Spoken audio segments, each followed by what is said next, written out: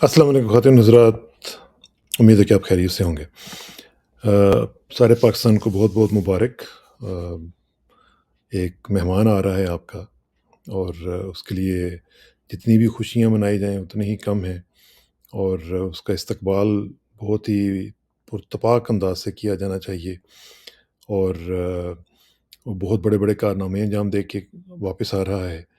तो उम्मीद है कि आप सब लोग उसका इस्तकबाल उसी तरह करेंगे जिस तरह के हमें नॉर्मली एक आदत है और वो हमारे साबिक जो बहुत बड़े आर्मी चीफ रहे हैं, उनके भी वो बड़े फेवरेट रहे हैं और वो आ रहे हैं। मुझे यकीन है कि आप उनका ज़रूर इस्तकबाल करेंगे और वो हैं आपके वज़ीर आज़म के साहबज़ादे जनाब सलमान शहबाज साहब। वो तशरीफ़ ला रहे हैं, उनका आपने इस्तकबाल करना है और फिर ज़ाहिर है कि अदलिया ने भी कह दिया है कि जनाब उसको कोई छेड़ेगा नहीं, उसको किसी ने हाथ नहीं लगाना क्योंकि बहुत बड़े-बड़े कारनामे अंजाम दे के आ रहा है। वो खुद ही गए थे, वो मतलब उनको किसी ने कहा नहीं था बाहर जाने के लिए। बस वो वॉलंटरीली चले गए क्योंकि उनको याद सता रही थी बाहर की मुख्तलिफ़ जगहों की। वो वहाँ पे चले गए और अब वो वापस तशरीफ़ ला रहे हैं और सुरखरू होके आ रहे हैं और फिर अदलिया ने भी ऊपर से स्टैम्प कर दिया है कि उनको कोई हाथ नहीं लगाएगा और वैसे भी उनको ये भी ऑर्डर्स कर देने चाहिए थे कि वो उसका जो एक स्टेट जिस तरह फ्यूनरल होता है, उस तरह का स्टेट वेलकम भी होना चाहिए और उसमें ज़ाहिर है कि आजकल रिवायत पड़ी हुई है एयर फ़ोर्स के हमारे जो तैयारे हैं माशाल्लाह, जिस तरह प्रेज़िडेंट ऑफ़ द यूएस का एक होता है ना एयर फ़ोर्स 1, इसी तरह के जो हमारे एयर फ़ोर्स 1, 2, 3 जो भी हैं, वो भी भेजे जाने चाहिए और उनके ज़रिए उनको वापस पाकिस्तान में लाना चाहिए और उनका इस्तकबाल करना चाहिए। और मैंने तो ये भी सुना है एक क्लिप मैं सुन रहा था जिसमें एक एंकर जो हमारे हैं, वो ये कह रहे थे कि जनाब बाजवा साहब ने, अब ये द्रोह बरगर्दन रावी है कि जब इमरान खान साहब की हुकूमत थी, तो सलमान को बुला के उनको खाने पे बुलाया और फिर उनके हाथ में टिकट थमाया और कहा कि फ़ौरी तौर पे आप सुबह सवेरे यहाँ से लंदन चले जाएँ। और ये उस वक़्त हुकूमत थी किनकी? इमरान खान साहब की। और फिर ये कहते हैं कि हम सियासत नहीं करते। चलें, हम तो मान लेते हैं, हम तो फ़ौरन मानने के लिए तैयार होते हैं कि आप सियासत नहीं करते। लेकिन शौक होता है किसी को लोगों के साथ ताल्लुकात बनाने का और हमारे यहाँ वैसे भी एक रिवाज है क्राइम को ग्लैमराइज़ करने का, तो वो हम ग्लैमराइज़ करते हैं, लोगों को बताते हैं कि अगर आप इस तरह के काम करेंगे, 25-30 अरब रुपए की आप टीका जो है वो पाकिस्तान की इकॉनमी को लगा देंगे, तो कोई मसला नहीं है। आप फिर आएँगे, हम आपको फिर इंशाल्लाह मौका देंगे, आप फिर टीके लगाएँगे और फिर वापस चले जाएँगे। ये हमारी हिस्ट्री है और ये इसमें हमारी जो अदलिया है वो भी ज़ाहिर है कि वो चाहती है कि हमारी इस तरह की नेक नामी जो है वो हो। तो अब ये जो हमारे सलमान शहबाज साहब हैं, इनका आपने इस्तकबाल ज़रूर करना है और इनको ये भी बताना है कि हम आपकी बहुत इज़्ज़त करते हैं और आइंदा भी जब आपको मौका मिले, तो आपने पाकिस्तान की ज़रूर खिदमत करनी है और अच्छे अंदाज़ से करनी है। और अदलिया को भी सलाम है कि उन्होंने भी ये तय किया हुआ है कि हमने भी 130 से जो अपनी रैंकिंग है, उसको 1 नंबर भी ऊपर नहीं लेके जाना। वैसे कमाल है। माशाअल्लाह, माशाअल्लाह। अल्लाह ताला आपको सलामत रखे। इसी तरह आप पाकिस्तान की खिदमत करते रहें, अपने जायदादें बनाते रहें, अपने मामलात सही करते रहें और सब कुछ सही करते रहें। तो अब ज़रा आते हैं दूसरी टॉपिक की तरफ और वो है अरशद शरीफ मरहूम का जो एक केस चल रहा है। उनकी वालिदा को हमने देखा था कि वो तशरीफ़ लाई थीं सुप्रीम कोर्ट में। फाइनली जबकि सुप्रीम कोर्ट ने जागने का एक मुज़ाहरा किया कि वो जाग रहे थे और उन्होंने फाइनली वो नोटिस ले लिया, सुओ मोटो नोटिस और उसके बाद उन्होंने एक एसजेआईटी बनाई है। जो एसजेआईटी है मुझे समझ नहीं आ रही कि उसमें तो वही लोग हैं जिनके ऊपर उन्होंने नाम लिए हैं कि जो उन्होंने तो जनरल बाजवा का नाम लिया है, उन्होंने बाकी जो ब्रिगेडियर्स वगैरह हैं जनरल्स वगैरह उनका भी नाम लिया है। मैं हर एक का नाम नहीं अलग-अलग लेता लेकिन आपको पता ही है। लेकिन जो एसजीआईटी बनाई है, इसमें तो दोनों एजेंसीज़ जो हैं उनका नाम दिया गया है और वो एजेंसीज़ ही वो हैं जिनके ऊपर इल्ज़ाम लगाया गया है अरशद शरीफ की वालिदा की तरफ से। तो मैं समझता हूँ कि इसके ऊपर थोड़ा-सा गौर-व-फ़िक्र होना चाहिए और कहीं ये ना हो कि शुरू में ही लोगों का एतबार जो है वो इस एसजीआईटी से उठ जाए और जो भी वो नताइज अगरचे मुझे यकीन है कि वो कॉम्पिटेंट ऑफ़िसर्स होंगे اور وہ اس کے اوپر کام بھی کریں گے اور اچھے طریقے سے کریں گے۔ لیکن یہ نہ ہو کہ وہ کنٹروورشل ہو جائے اور اس کے اوپر ارشد شریف کی جو والدہ ہیں خاص طور پہ، ان کا اعتماد ہی نہ ہو۔ تو اگر ان کا اعتماد نہ ہوا تو پھر اس کا فائدہ کیا ہوگا؟ اچھا، ایک اور چیز جو میں دیکھ رہا تھا کہ نجم سیٹھی صاحب جو ہیں، ماشاء اللہ ہمارے دوست ہیں، ان کا بڑا ایک کنٹریبیوشن ہے، is a very good journalist, very good analyst. وہ یہ فرما رہے تھے کہ انہیں یہ پتہ چلا ہے کہ پریزیڈنٹ الوی صاحب کے تھرو عمران صاحب کو میسج پہنچا دیا گیا ہے، اور میسج پہنچانے والوں نے یہ میسج پہنچایا کہ جناب اسی تواڈے پھٹے چک دیاں گے اگر تسی بندے دے پتر نہ بنے۔ اور بندے دے پتر دا کی مطلب ہے کہ اب آپ نے اگر ٹرولنگ کی، اگر پاکستان کی افواج کے بارے میں، پاکستان کے سوری ان کے جو چیف صاحب ہیں ان کے بارے میں، یا ڈی جی آئی کے بارے میں، کسی کے بارے میں بھی آپ نے ڈی جی سی کے بارے میں کچھ بھی کہا، ٹرولنگ کروائی یا کچھ بھی کیا، تو ہم اب آپ کو چھوڑیں گے نہیں۔ یہ میں سن رہا تھا اور مجھے یقین نہیں آ رہا تھا کہ نجم سیٹھی صاحب ایسی بات کیسے کر سکتے ہیں، وہ تو بڑے جمہوریت پسند ہیں۔ کیا کسی جمہوریت میں ایسا ہوتا ہے؟ ہم نے تو امریکہ میں دیکھا ہے کہ سٹنگ پریزیڈنٹ کو لوگ گالی دے دیتے ہیں، سٹنگ پریزیڈنٹ کو، اور ان کے قانون میں کوئی ایسی بات نہیں ہے، کوئی قدغن نہیں ہے کہ آپ کو اس کو پکڑ کے لے جائیں گے، اڑا کے رکھ دیں گے، مار دیں گے، اٹھا لیں گے، اس کے گھر والوں کو لے جائیں گے، کچھ بھی نہیں ہے۔ ایون ان کے جو میجر جو ٹیلی ویژن شوز ہیں، ان میں پریزیڈنٹ، سٹنگ پریزیڈنٹ کو لوگ گالی نکال دیتے ہیں، جو ان کا ایف ورڈ ہے، وہ اس طرح کی چیزیں ہیں، اور کبھی کچھ کہہ دیتے ہیں، اور ڈاگ کہنا تو مسئلہ ہی کوئی نہیں۔ آپ کو پتہ ہے پچھلے سابق جو وزیر دفاع تھے جیمز میٹس،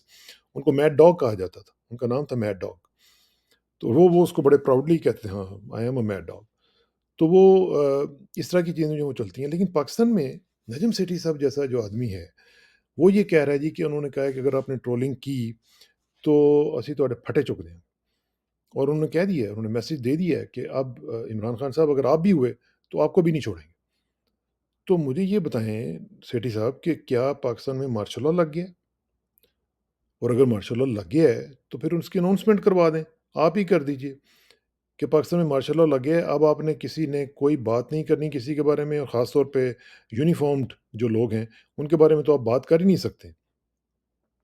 تو یہ جو صورتحال ہے، یہ بہت ہی سیریس ہے، اور میں جب یہ دیکھتا ہوں کہ ہمارے دوست جو ہیں اس طرح کے، جو بہت لبرل ہیں، جو ڈیموکریسی کے اوپر بلیو کرتے ہیں، اس طرح کی باتوں کو نہ صرف بتاتے ہیں بلکہ ان کو اپروو آف بھی کرتے ہیں کہ جی ٹھیک ہے، ایسا ہونا چاہیے۔ تو یہ جو اسٹینڈرڈز ہیں، ان کے بارے میں ان سے گزارش کروں گا کہ خدا کے لیے ان کے بارے میں ذرا اپنی غور و فکر کیجئے، ایک دروں بینی کے عمل سے گزریے، اور بتائیے کہ آپ کیا چاہتے ہیں؟ آپ جمہوریت چاہتے ہیں یا آپ پاکستان میں مارشل لاء چاہتے ہیں؟ اگر مارشل لاء ہے اور لگ گیا ہے تو ٹھیک ہے، پھر اس کو اس طرح دیکھا جائے گا، اس کو اس طرح ٹریٹ کیا جائے گا۔